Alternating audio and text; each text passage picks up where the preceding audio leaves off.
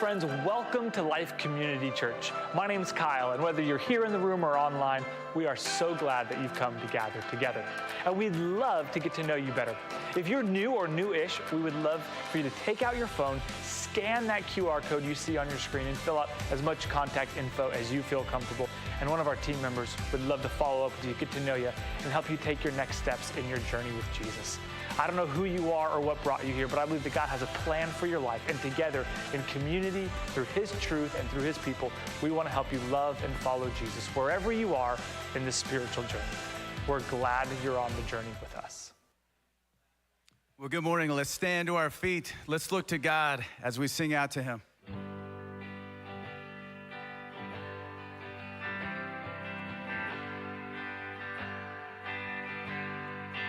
I searched the world, but it couldn't fill me. A man's empty praise and treasures of faith are never enough.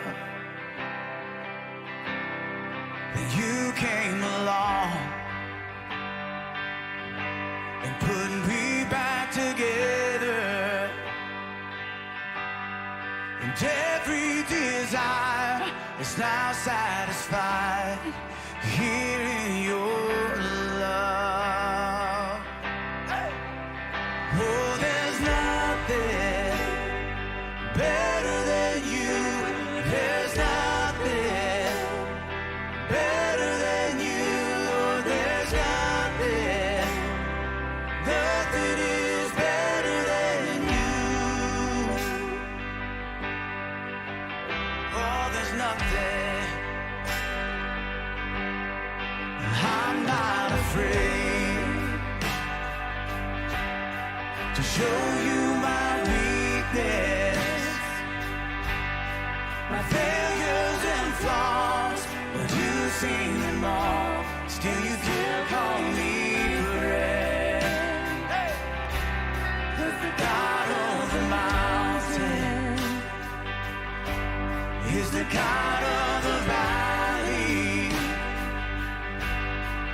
There's not a place your mercy and grace won't find me again. There's nothing better than you. There's nothing better than you. There's nothing. Nothing is better than you. Oh, let's proclaim that this morning. Oh, there's nothing better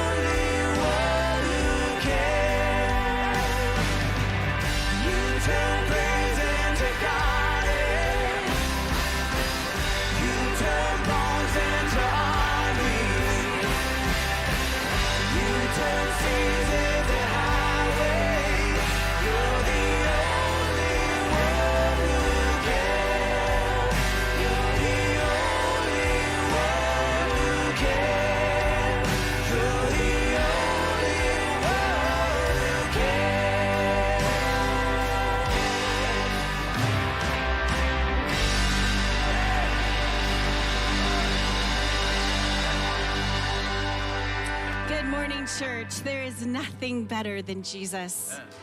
There is nothing better than Jesus. It's easy to walk in the door and be distracted and think about the concerns and the worries, or maybe even the football game. But this is our one chance during the week. It's our one moment together that we have to honor and praise and let the God of the universe know that we are here and that we love him. Amen. Leave all your worries at the door and know that if you need beauty for ashes, that there is a God here in our midst who will give you just that. And if you're still exploring this whole idea of there's nothing better than Jesus, know that you are welcome here, and may you find that he truly is. May you continue to worship with all of your heart and all of your mind and all of your soul.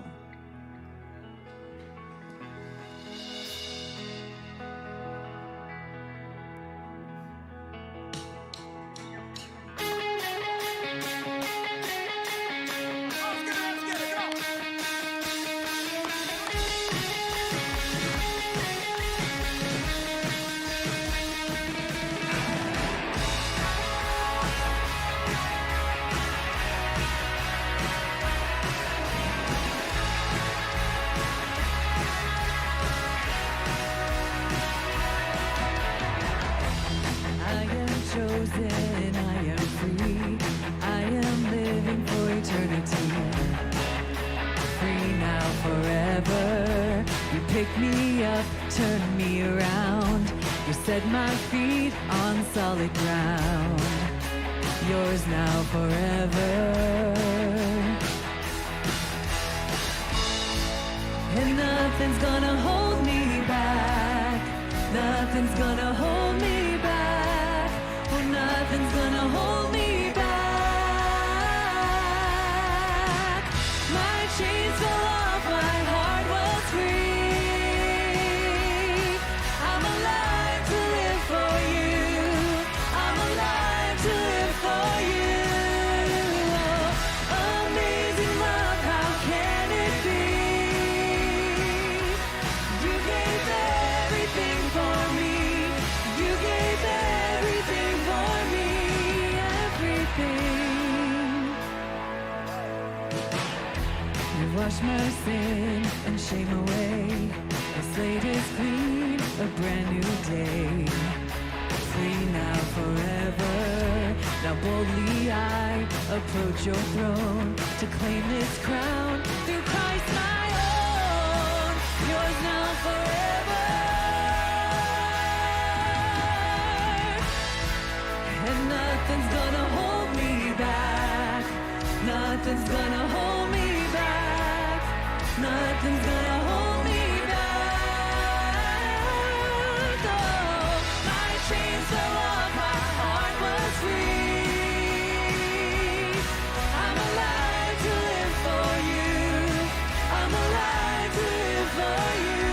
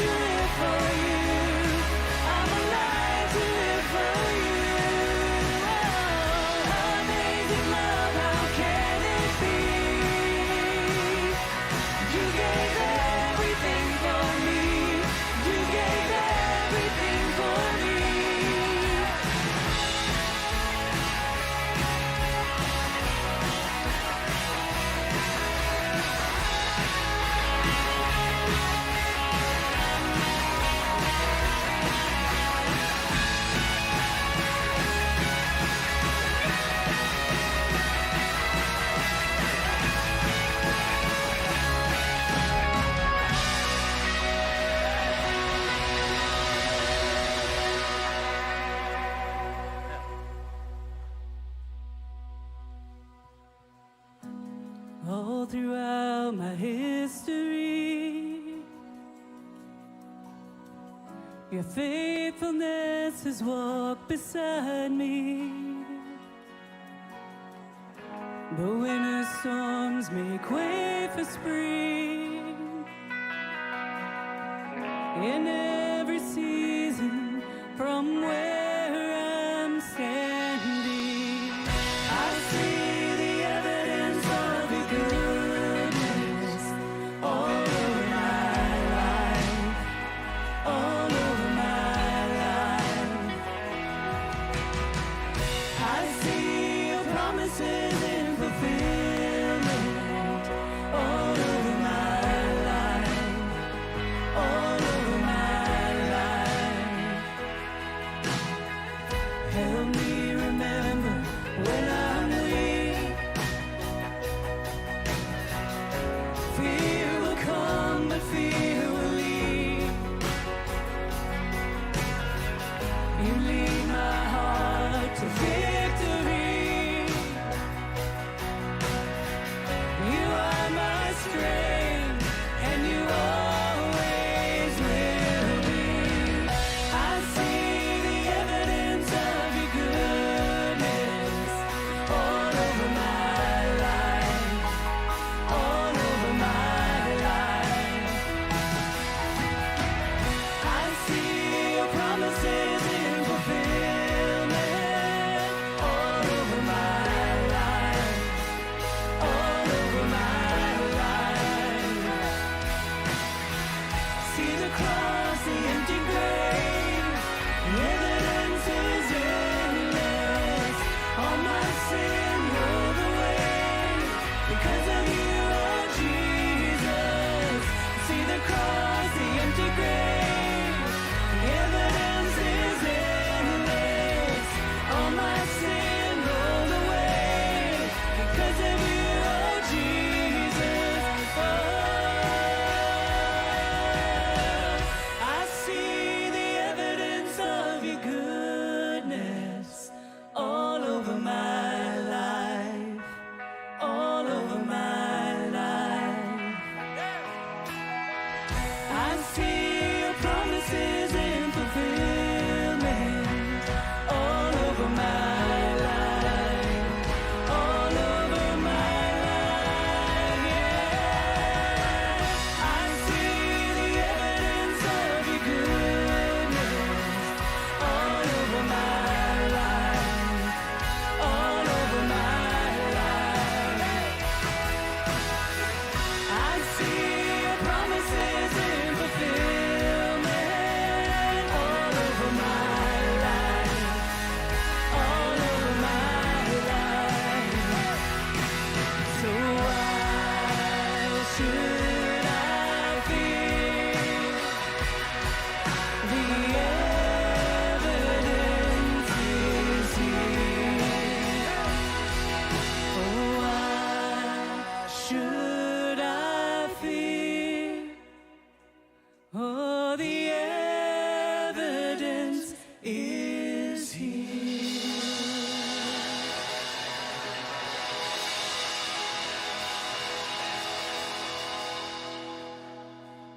You guys go ahead and take a seat. Let me just say, I felt God was close to me.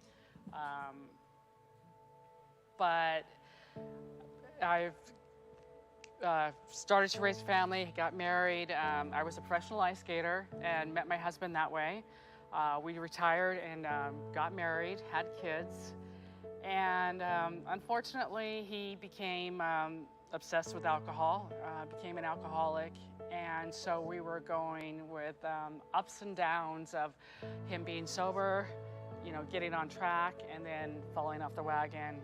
And it was pretty much from when the kids were young till they were about, my youngest son, who's 25 now, it was 12, about 12. And finally I just said, enough is enough. I can't compete with alcohol.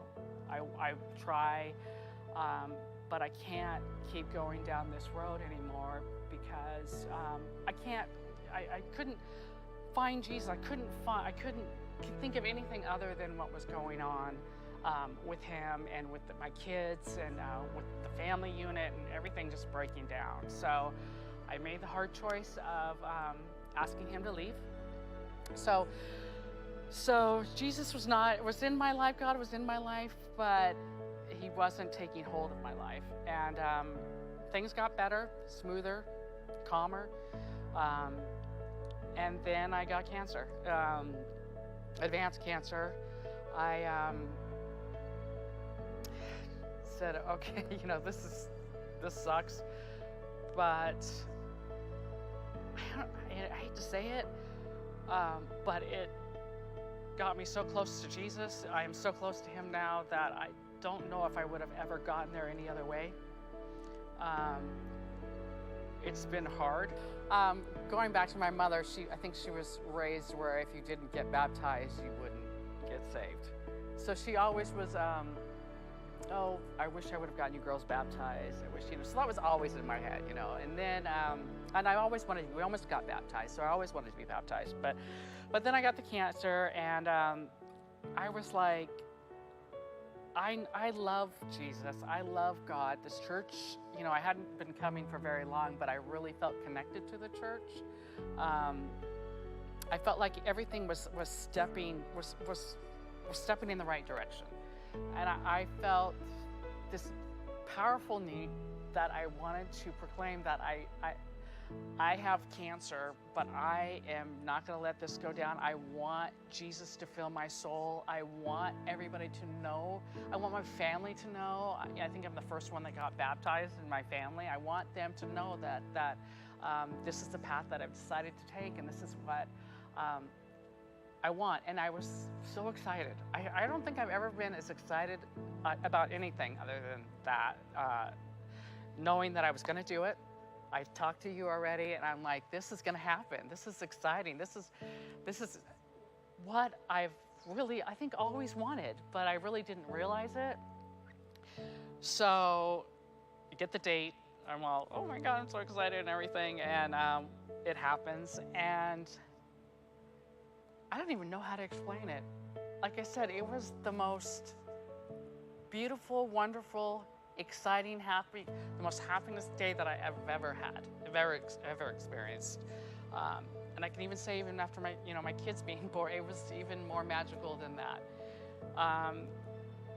And just knowing that my family was there, and know that they were walking with me in this path that I chose. I don't know how to explain it. I just felt so much joy and so much love and so much happiness from Jesus that I had done that he was so excited that I was 100% with him. And it was amazing. It was fabulous. Every time I think about it, it just fills me up. It just makes me glow inside. It was, like I said, a magical time for me. It was surreal almost, I guess, to say. But I felt him there. I felt him with me. I was 100% in his arms that day.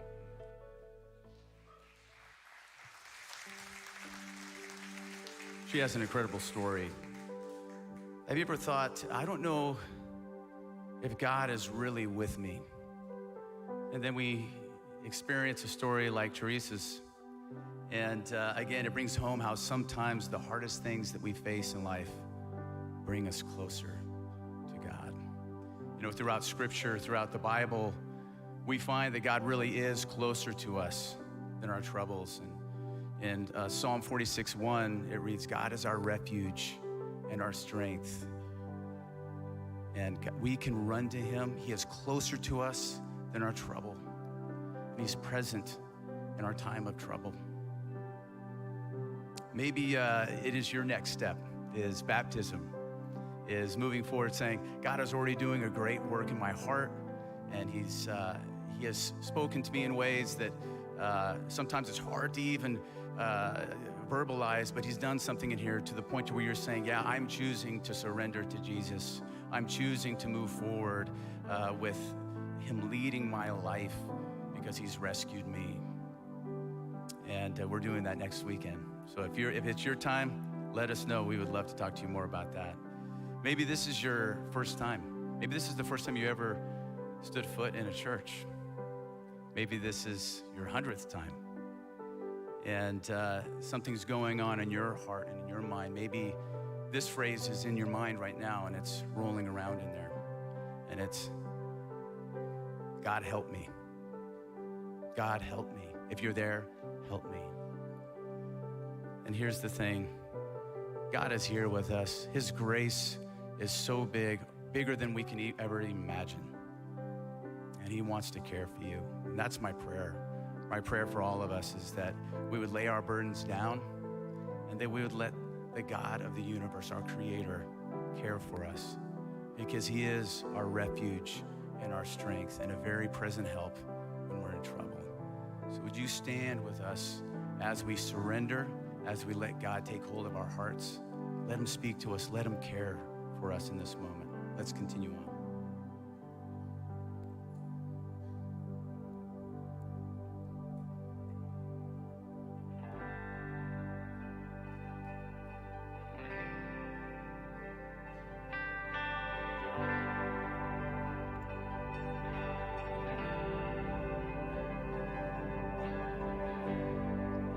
Worthy of every song we could ever sing, worthy of all the praise we could ever bring, worthy of every breath we could ever breathe. We live for you. Oh, we live for you. Jesus, the name above every other name. Jesus, the only one who could ever save. Worthy of every breath we could ever breathe. We live for you.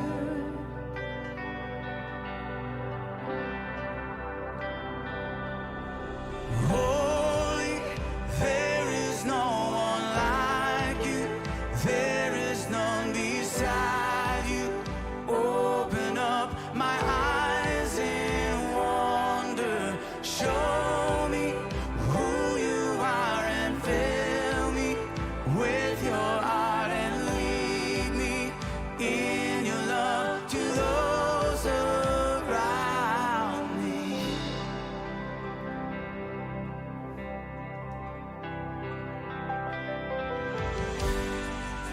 Worthy of every song we could ever sing,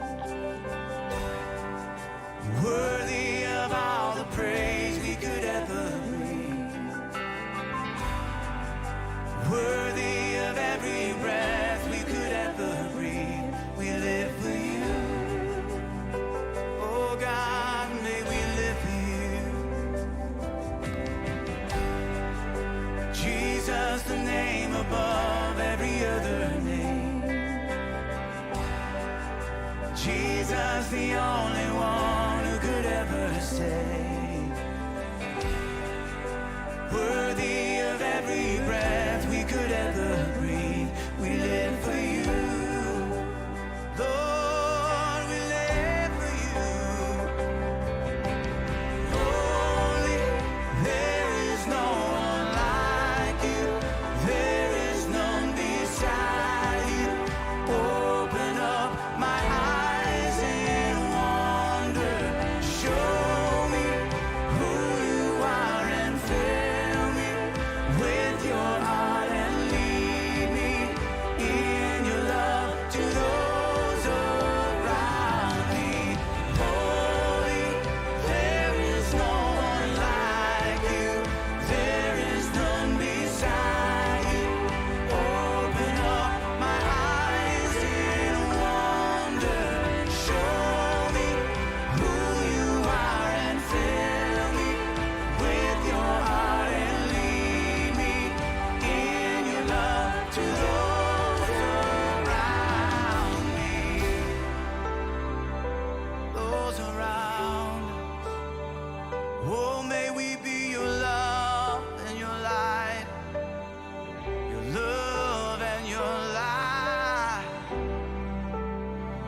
It's who we are.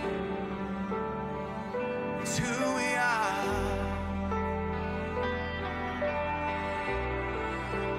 Sing this out. I will build my life upon your love. It is a firm foundation, and I will put my trust in you alone, and I will not be shaken, and I will build my life upon your love. It is a firm foundation, and I will put my trust in you alone, and I will not be shaken. Holy, there is no one like you. There is none beside you. Open up my eyes in wonder. Show me who you are and fill me with your heart and lead me in your love to those around me. Holy, there is no one like you. There is none beside you. Open up my eyes in wonder. Show me who you are and fill me with your heart and lead me in your love to those around me. And I will build my life upon your love. It is the foundation, and I will put my trust in you alone, and I will not be shaken.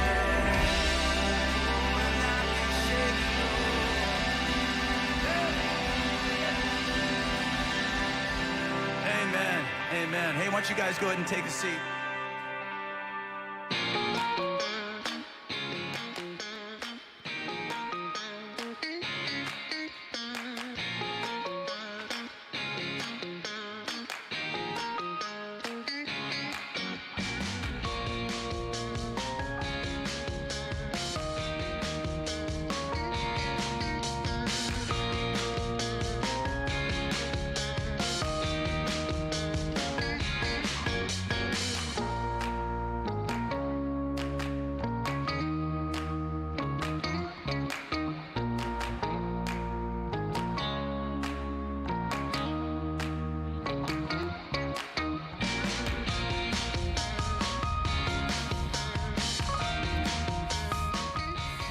Well, good morning.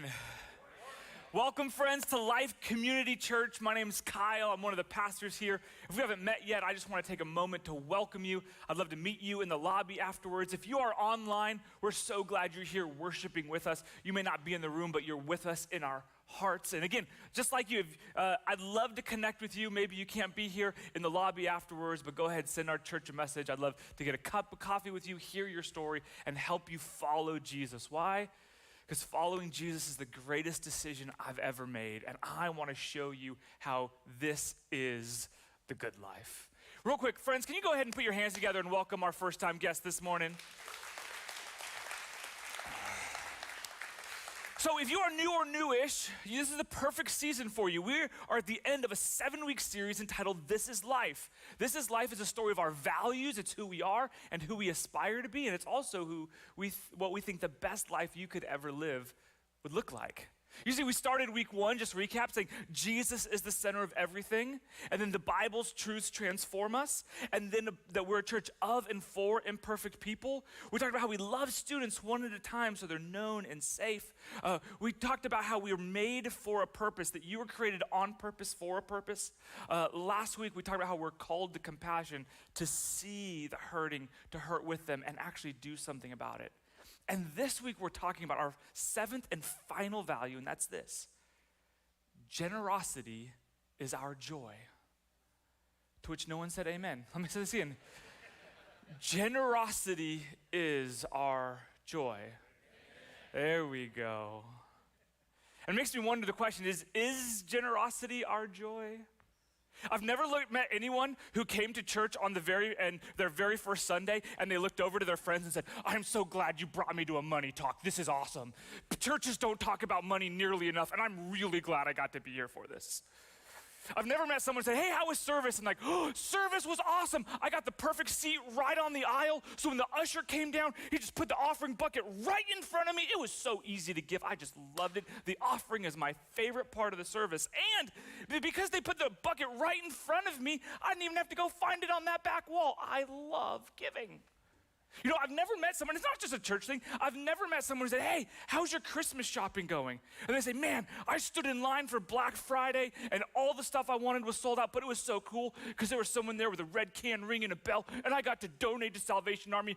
Best Black Friday ever. But what I have done, about 5 years ago, I was a college pastor in Davis. And when college ministry, what we did is we would go and actually turn a lecture hall into a worship service every week. And so you had students who would come and gather, and then you have other students who just walk by and they'd hear the music, they'd see what's going on, and they'd be like interested, like, whoa, what's going on here? There's a church meeting in my lecture hall. And one of these Thursday nights before, I get a call from a number I didn't recognize. I was like, that's weird. Probably spam, right? But it said Vietnam. I'm like, I'm a Vietnam. I have a family member in Vietnam. I take it and I'm like, hello? He says, hey, Kyle, it's Uncle Barry. I'm like, hey, Barry, how's it going?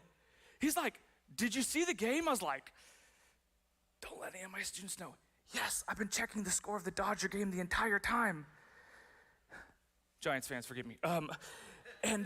Yes, I did see, we just clinched a ticket to the World Series for the very first time since 1988, since Kirk Gibson hit that life-changing home run. Ever since that, we're going to the World Series for the first time. And he said this.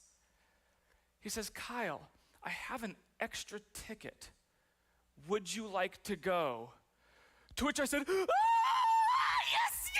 And I'm running around, and everybody who's walking out of their like intro to psychology class is like, who's the bipolar schizophrenic outside of the lecture hall? And all of a sudden, in this moment, I am uncontrollable. And those of you who've seen me on Sundays, that's really out of control. It's funny, I've never had that reaction when an offering plate was passed by me. So is generosity really our joy? I mean, I don't know, like pastors say things like, it's more blessed to give than receive, but like receiving is really cool. And I was like, this is more blessed to give than receive. That's just one of those things that like Jesus says, it doesn't make any sense unless you're like blah, blah, blah, blah, or like it's one of those philosophical things that maybe makes sense in some sort of Zen altar world or whatever, or it's maybe one of those things pastors say so that you actually put more money in the bucket. I don't really know what and why it is, but Jesus has this belief that it's more blessed to give than to receive. And this morning I just want to ask, is it really? So I started doing some research, and I actually came across this guy named Michael Norton. Michael Norton is a professor at Harvard School of Business. He did an experiment where he'd go and he'd give college students $5 and say, you can go spend it on whatever you want. And what did not surprise him is the number one thing college students spent $5 on? Coffee, yeah. And so he'd go and they'd say, oh, how rate the joy that you got from it. And here's what he found. They found that those who bought a cup of coffee for themselves were not as happy as those who bought a cup of coffee for others.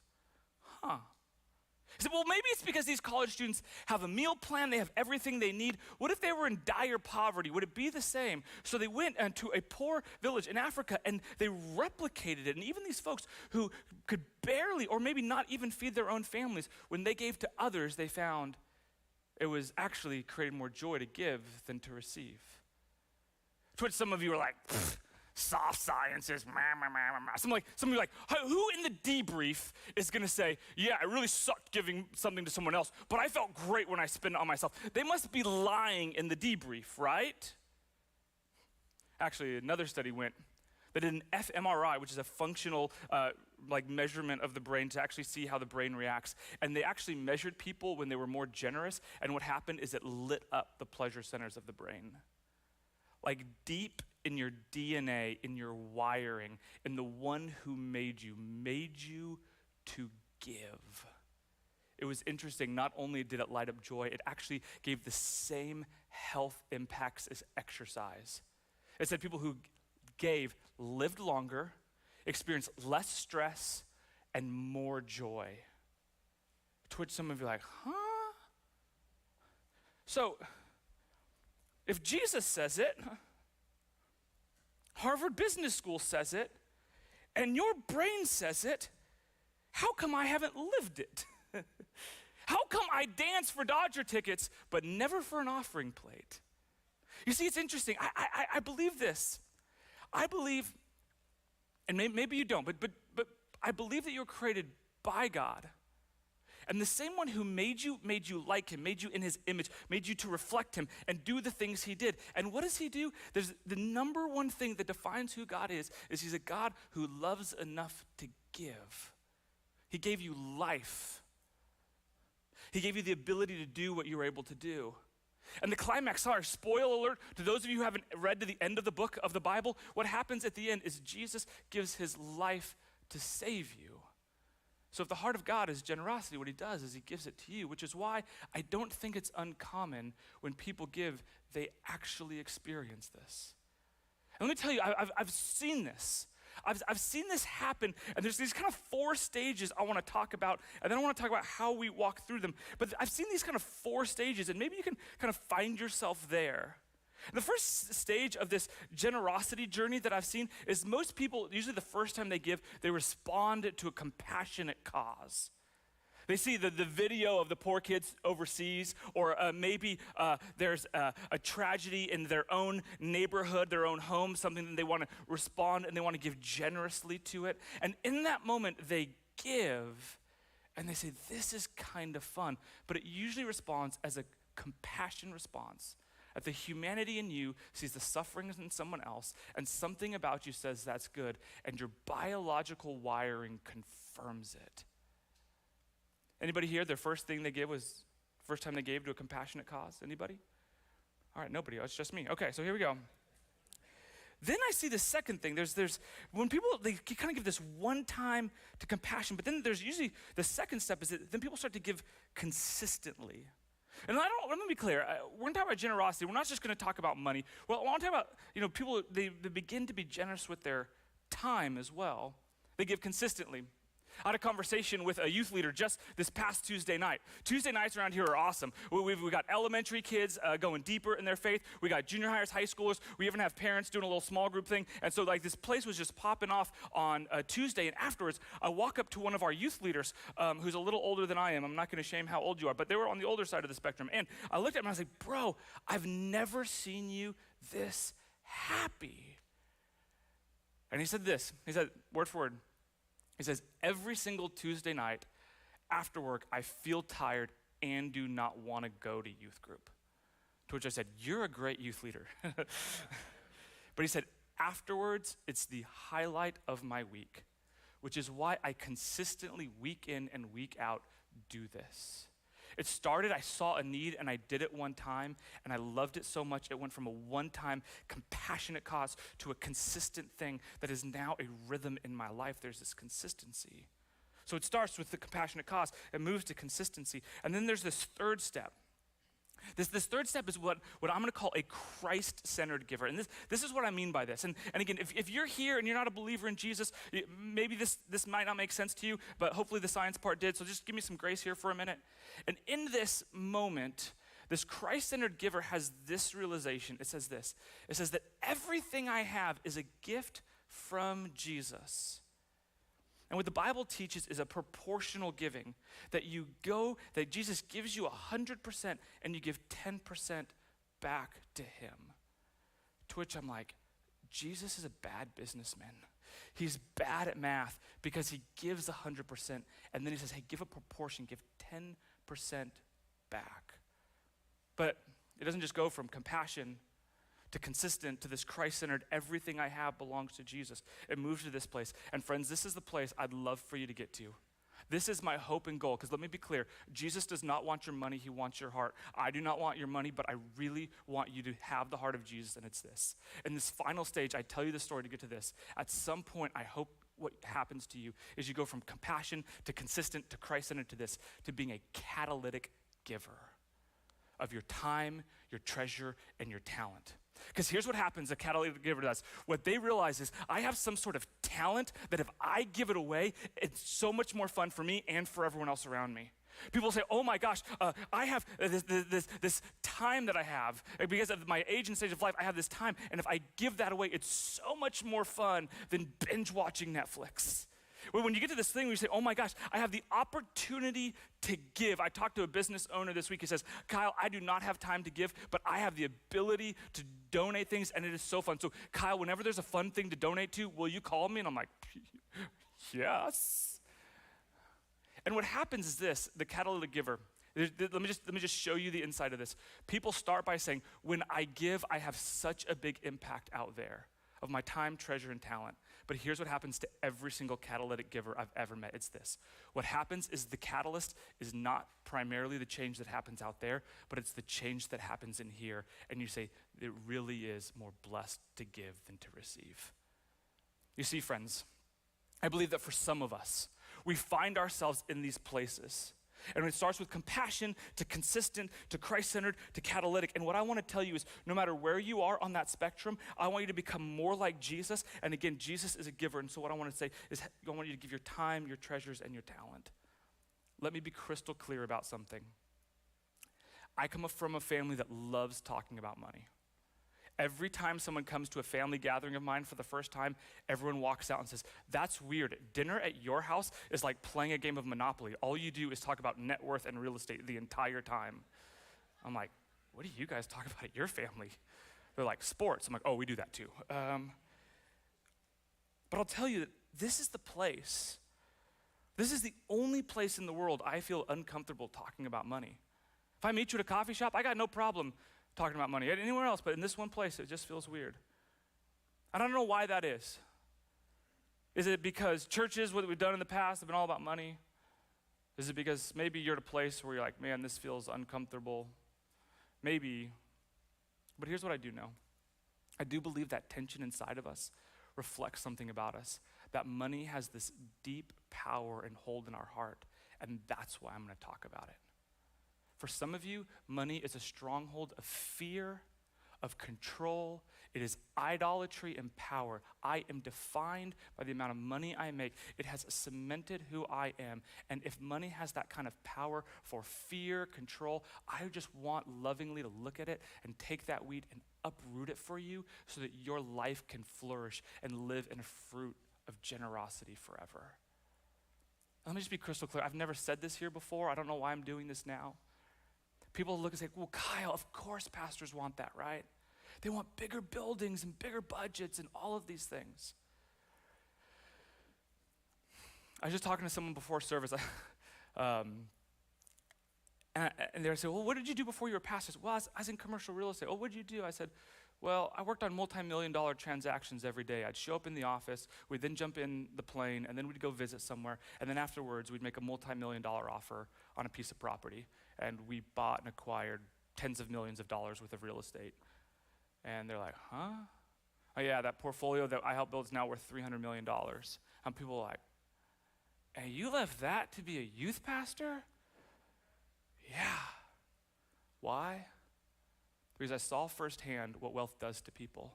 And it does not create joy. It actually just creates bigger, better problems. Whoever you are now, money just accentuates that. I don't care how much or how little money you have now. If you have a little bit or a lot of money and you are generous now, money will just make you more of that. But if you are a tightwad, if you're sitting there trying to count every single penny and you think money is your safety, security, it doesn't matter how much money you have, because down the road that will be you. You'll just have a bigger house, a bigger mortgage, a bigger idolatry in that. And so this is why we're here saying this is a heart issue. This is a faith issue. And I don't need your money. If I needed your money, I would have stayed flying private jets because it pays better than this. So for this thing, there's this borderline that no. After being here for 4 years, friends, I just want to tell you, this is a heart issue. And the reason I know it's a heart issue is because it's been a stronghold for me. You see, what I want to teach you, my friends, is this journey that I've gone through to go from being a compassionate to a catalytic giver, this life-changing thing that Jesus has done in my life. What I want to do is tell you that for me to have this shift, there's had to be 3 shifts. There's been a head shift, a shift in the way I see or think, and there's a heart shift, a shift in what I love and care about and what does and doesn't bring me joy. But also there's a third shift, a hand shift, that actually the way I live is different. So if you're here and maybe because Jesus said it, or maybe because Harvard said it, or maybe because your brain said it, and you're at a place where you're open enough saying, I want to go and become more and more generous as I go and become more like Jesus. If you're in there, what I want to do is just offer for you 3 shifts this morning that have changed my life and I hope can change yours as well. So the first one is this. This is a head shift. And the head shift is this. The head shift is a shift from scarcity to abundance. Let me say it again for those of you taking notes. It's a head shift from scarcity to abundance.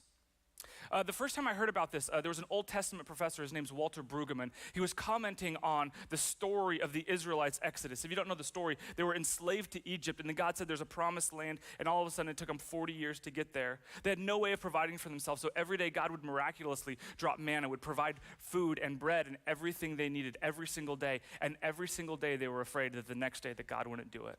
It doesn't matter that for 39 years God provided. They were afraid that one day God wouldn't. And Brueggemann calls this the myth of scarcity. And he says this is a part of the human heart that most of us wrestle with.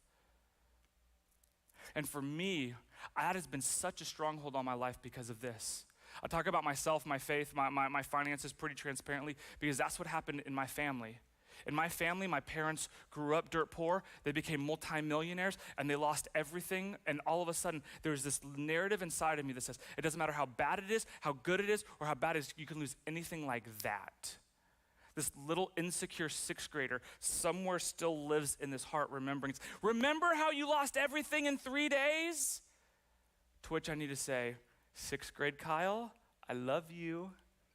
You're not in control anymore. Because I'm shifting from scarcity and fear to abundance and faith. And how would you have this head shift? How would you have this shift? Again, remember, what I'm trying to see is I want Jesus to transform your head, your heart, and your hands. I am in no way interested in your money, but I am interested in who you are and who you're becoming. So how would you have this head shift? Jesus has a great answer to this. It's in Matthew chapter 6. In Matthew chapter 6, if you want your Bibles or your device, go ahead and turn there. And in Matthew chapter 6, it's maybe the most famous sermon ever preached. It's the Sermon on the Mount. It probably wasn't one sermon. It's most likely a collection of sermons that the author Matthew kind of put together and arranged. And it's interesting, in the middle of it, it's 5, 6, and 7, but in the middle of it, almost all of it, the biggest chunk in the middle is about money. Because money, I think, has so much power over our hearts, and Jesus knows that. So how? How do you move from scarcity to abundance? Matthew 6, verse 25. Therefore, I tell you, do not worry about life, what you will eat, what you will drink, what you will wear. Isn't life more than food and the body more than clothes? I think if Jesus was here today, he'd say, do not worry about inflation.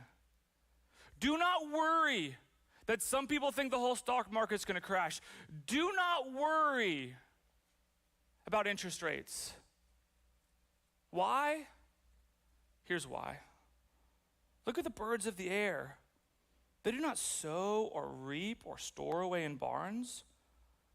Essentially, the birds never completed any education. They don't have a 401k. The birds don't have, a way to store up for retirement.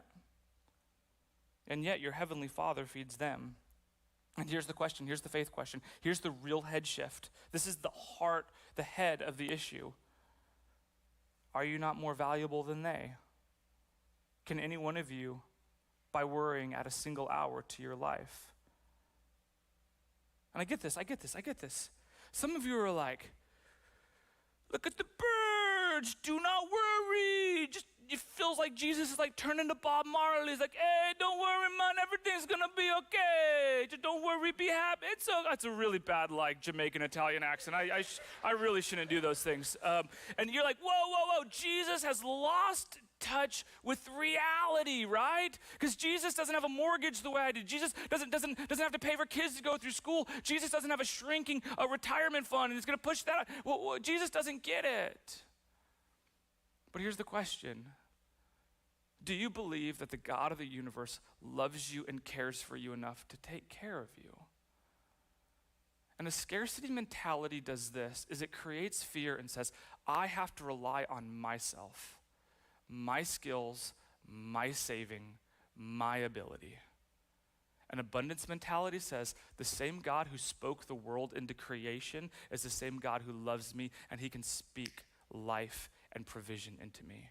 The same God who rescued those Israelites from slavery, who had no education and no skills, God provided for them every single day.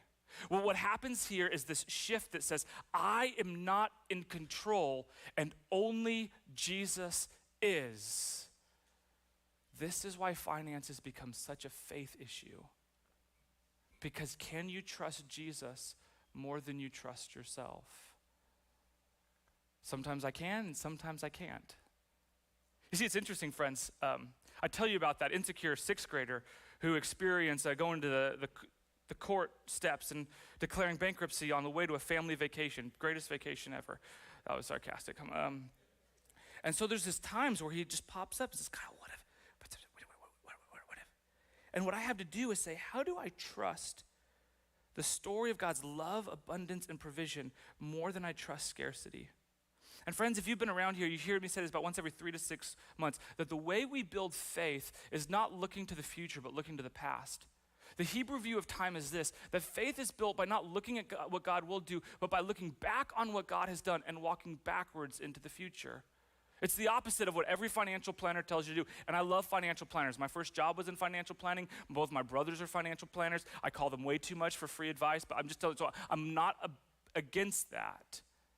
But when I look back, you see, I walk backwards into the future, and you're like, that's crazy, Kyle. You're going to step off the stage. What's going to go on? And I'm like, oh, you don't know what's going on. And what I do is I look back and I say, oh, I remember when my parents declared bankruptcy, and the creditors were going to take my house away, and God provided.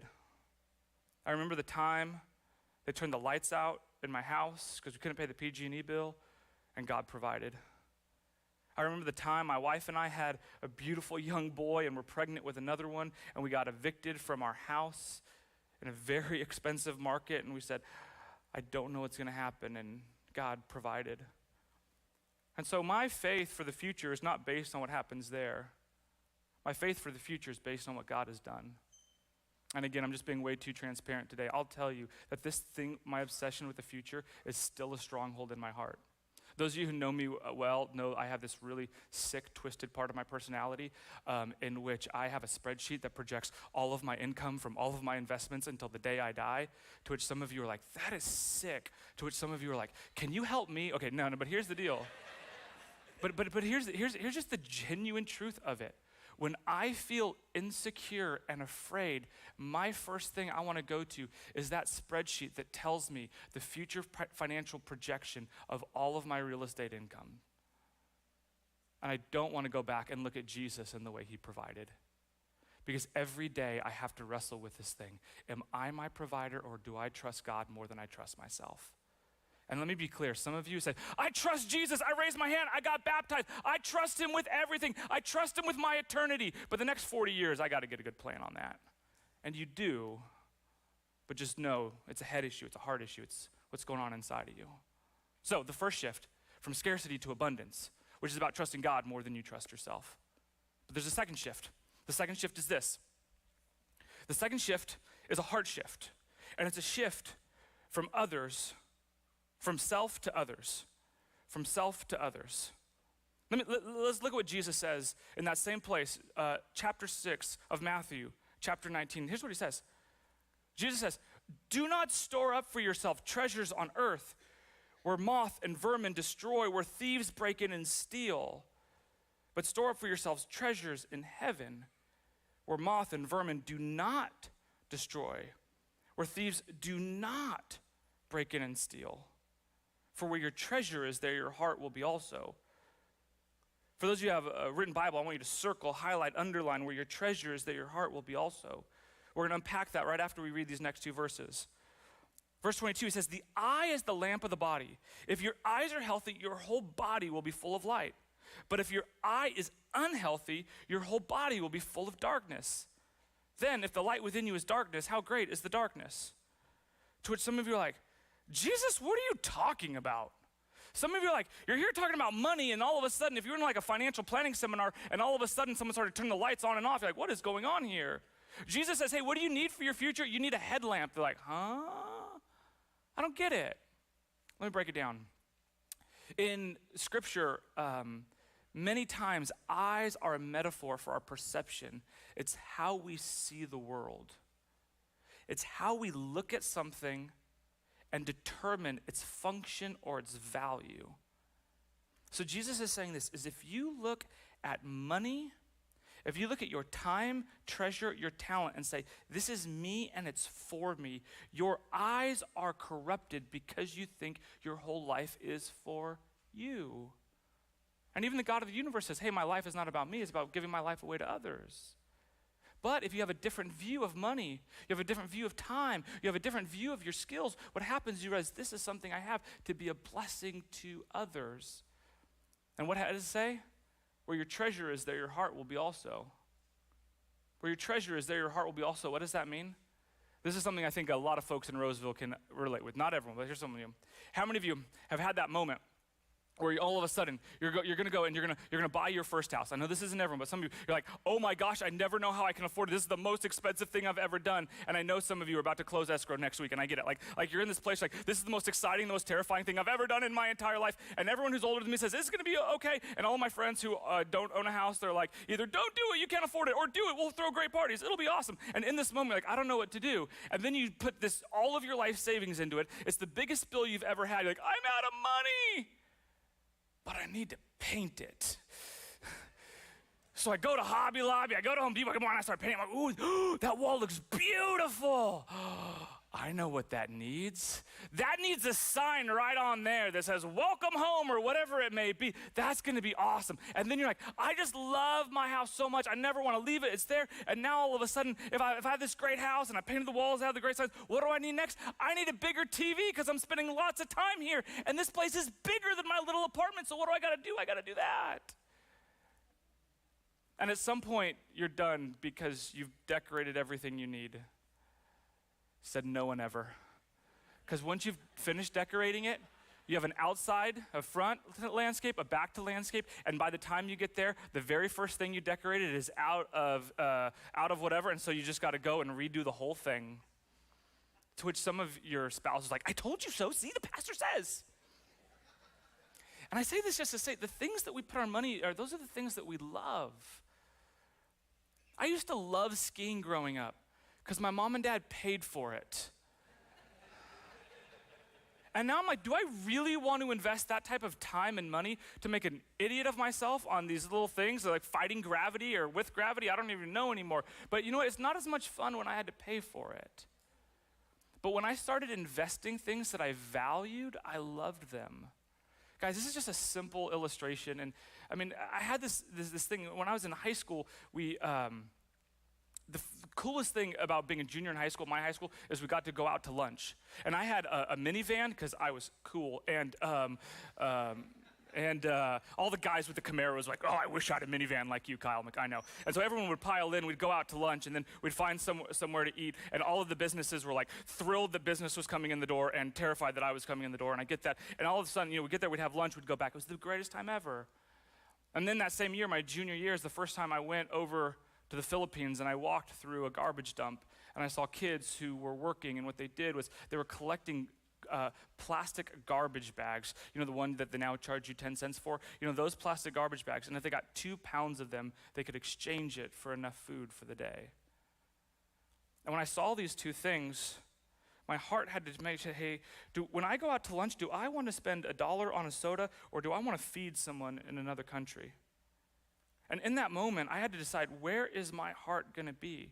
Am I going to see my time, treasure, and talent as a way to satisfy myself, or will I see it as a way to give it away? I'll just tell you, I've never regretted not buying a soda, ever. A few times I have bought a soda and I regretted it, but that's a whole nother story. So this question is, what happens to your head and to your heart as you learn how to be more generous? Your heart actually comes alive when you say, I'm doing what I was made to do. But it's not easy. And I just want to share the way that this is a faith and life struggle. It's not just me, but I want to share a story with you of a young couple in our church who recently have kind of gone through this challenge of trying to learn how to, again, manage their money and manage their faith and how it all goes through the ups and downs. And I'm just going to shut up now. Go ahead and play that video testimony.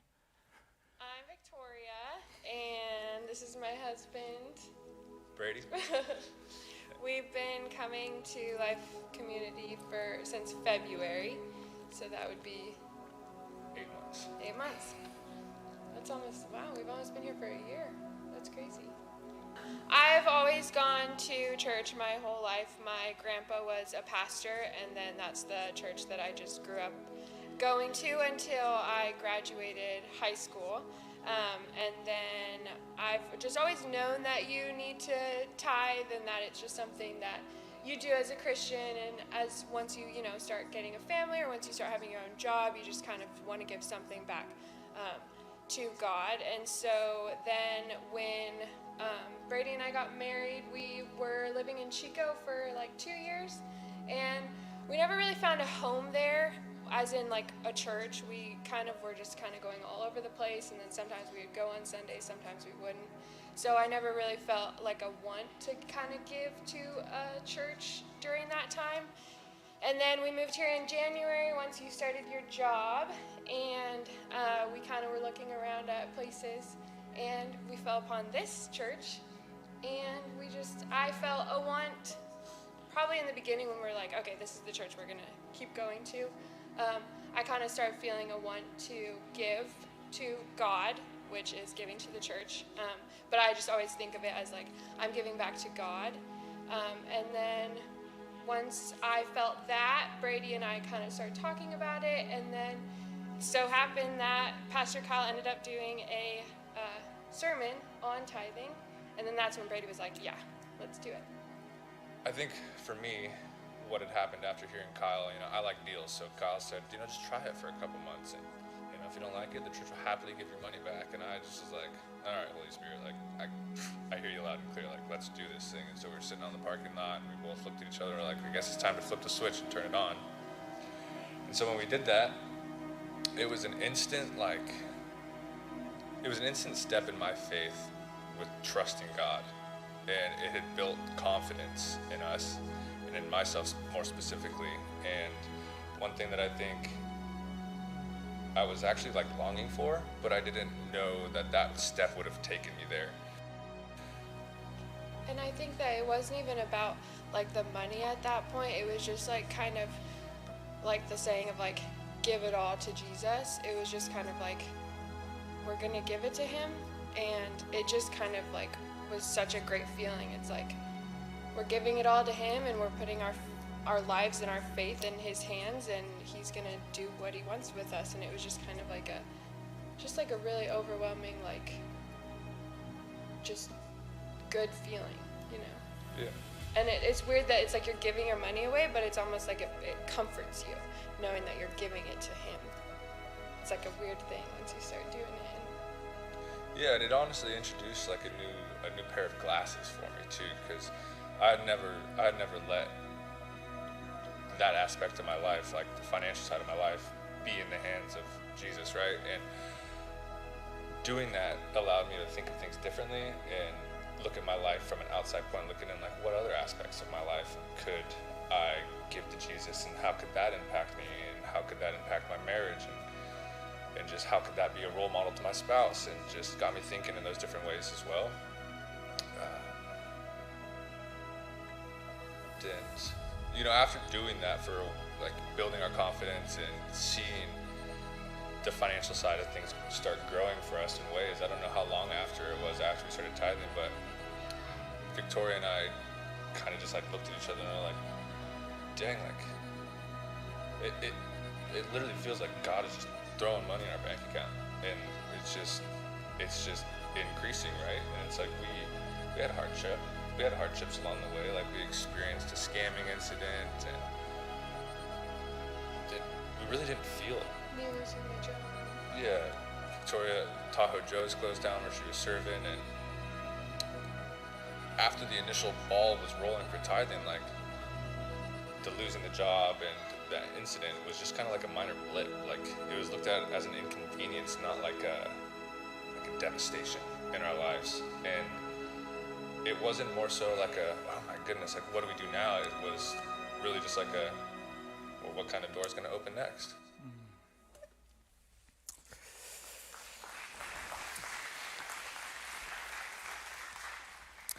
I hope you hear it loud and clear.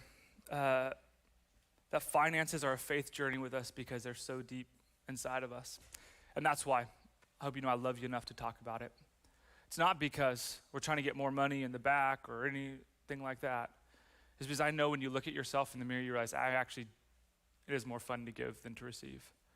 I know some of you, you're sitting here like, actually my generosity is not with my money.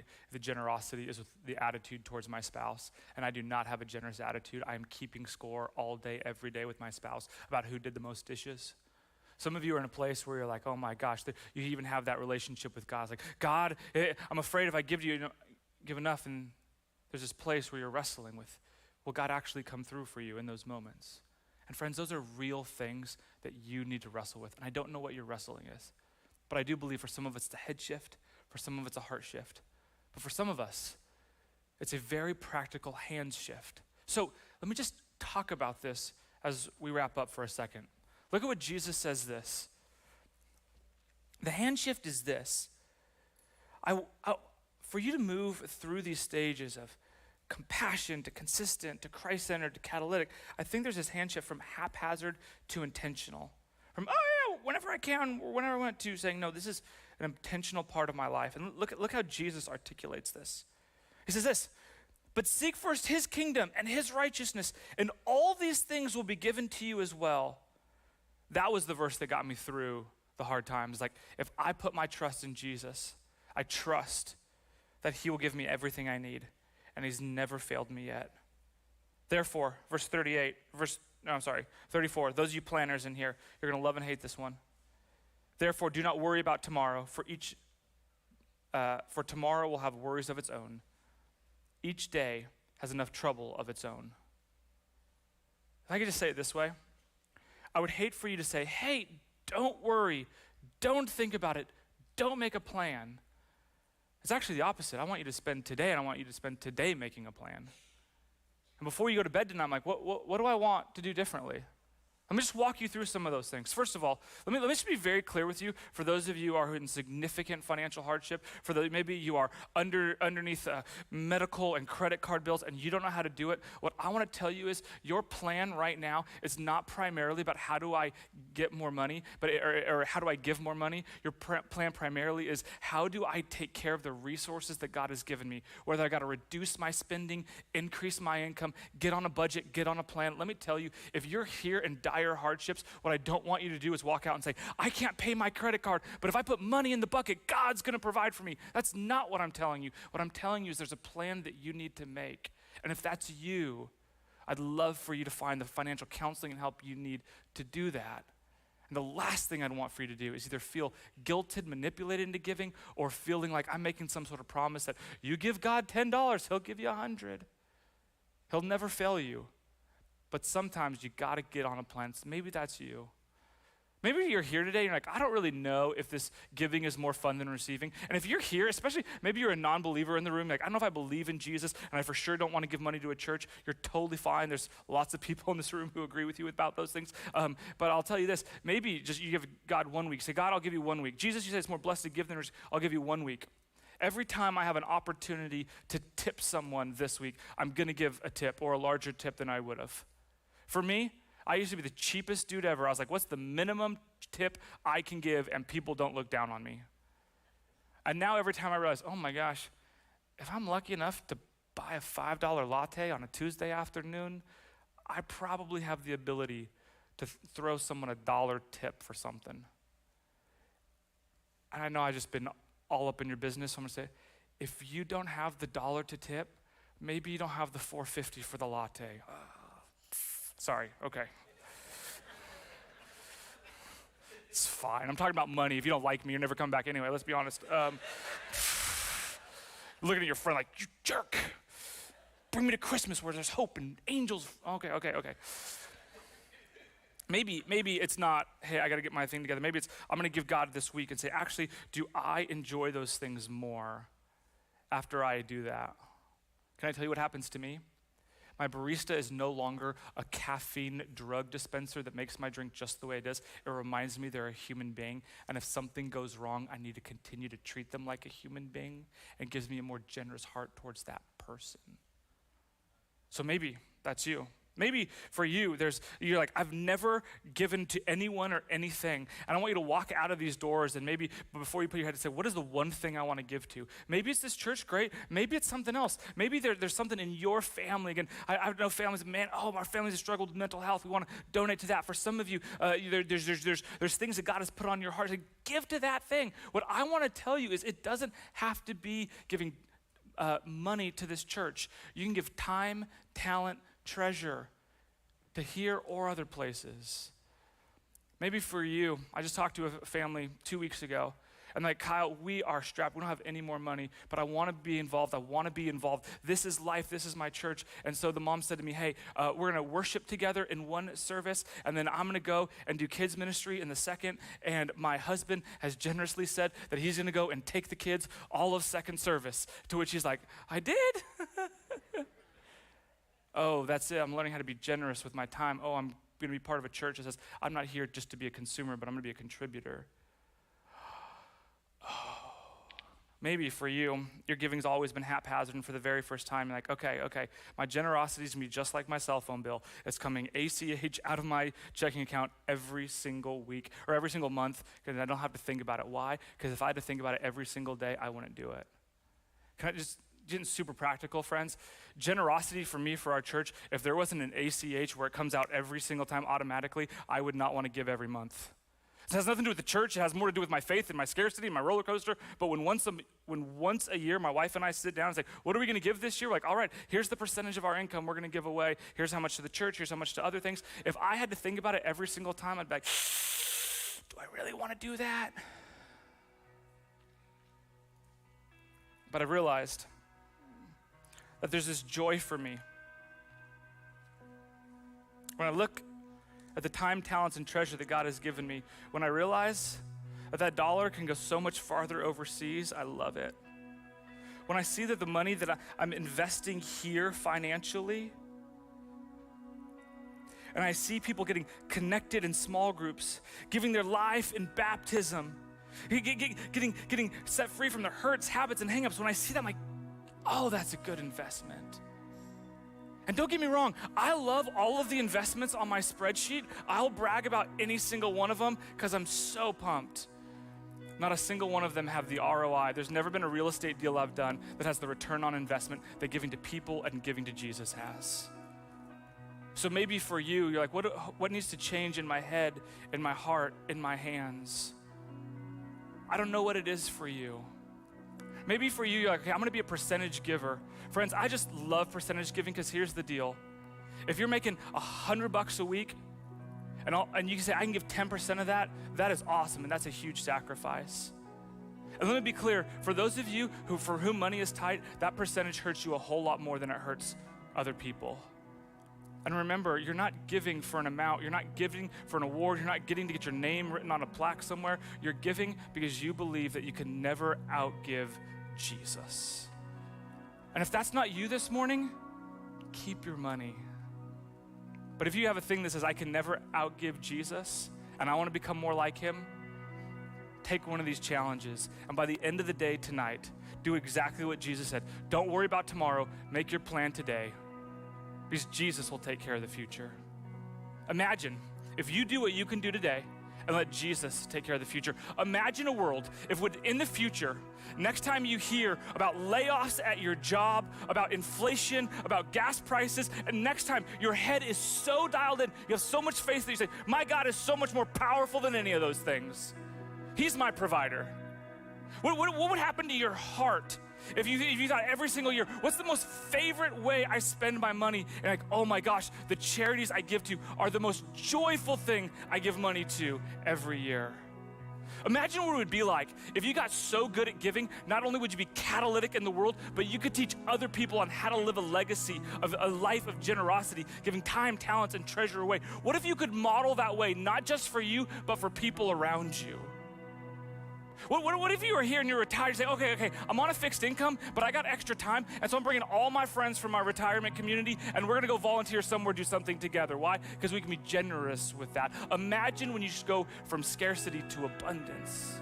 Imagine what would happen if we became a church that says, hey, we're called to compassion, and we never had to turn a single person away from our food ministry because the church said, we're called to compassion, and we're gonna give big, and we're gonna go for it.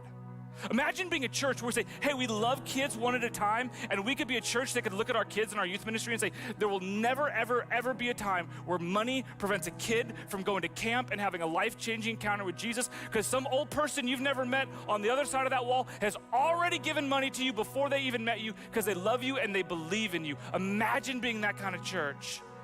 Imagine being a church that says, hey, I'm an imperfect person and I'm scared, but in that I'm gonna do it scared, and even when I'm afraid, I'm gonna trust Jesus. Why? Because imagine if we were a church that was started with this, that Jesus is the center of everything, and everything I have belongs to him.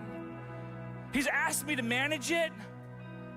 He's entrusted it to me, but it's all his anyway. Imagine what it would be if we were a church marked by our generosity and not by our fear. If we were a church that was known for the way we are kind and gracious with our attitude, with our time. Imagine if you were known as the neighbor that anyone could come to and say, oh, they'll help with anything. Imagine the type of church we could be. This is the life I want to live, the church I want us to be. So, in response to this, let's worship Jesus and just thank him for how good he's been to us over and over and over again.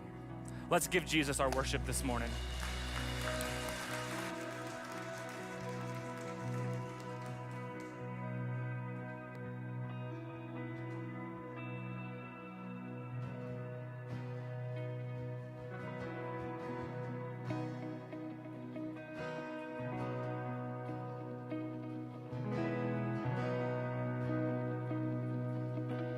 People come together, strangers, neighbors, our blood is one.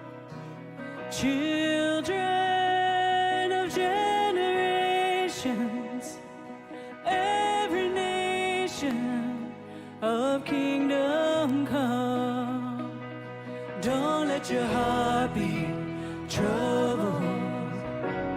Hold your head up high, don't fear no evil. Fix your eyes on this one truth. God is madly in love with you. Take courage, hold on, be strong. Remember where our help comes from.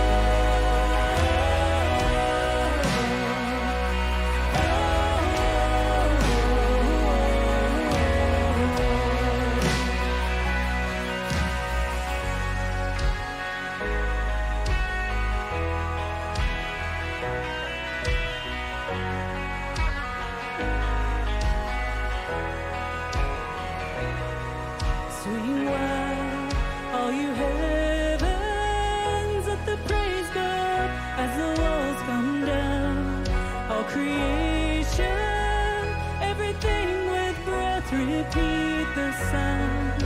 All his children, clean hands, pure hearts, good grace, good God. His name is Jesus. Swing wide, all you heavens, let the praise go up as the walls come down. All creation, everything with breath, repeat the sound. All his children, clean hands, pure hearts, good grace, good God. His name is Jesus.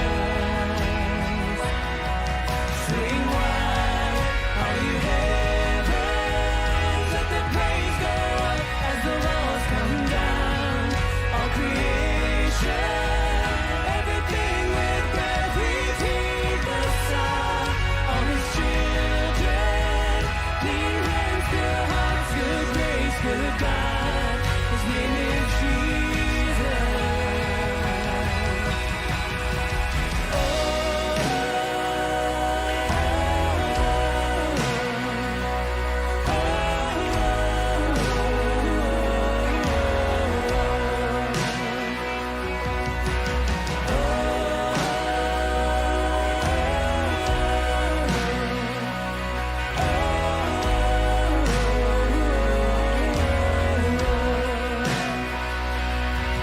Swing wide, all you heavens, let the praise go up as the walls come down.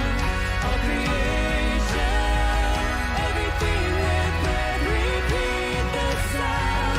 All his children, clean hands, pure hearts, good grace, good God. His name is Jesus.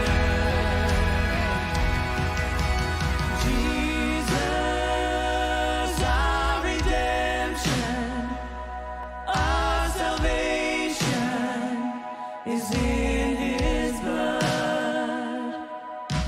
Jesus.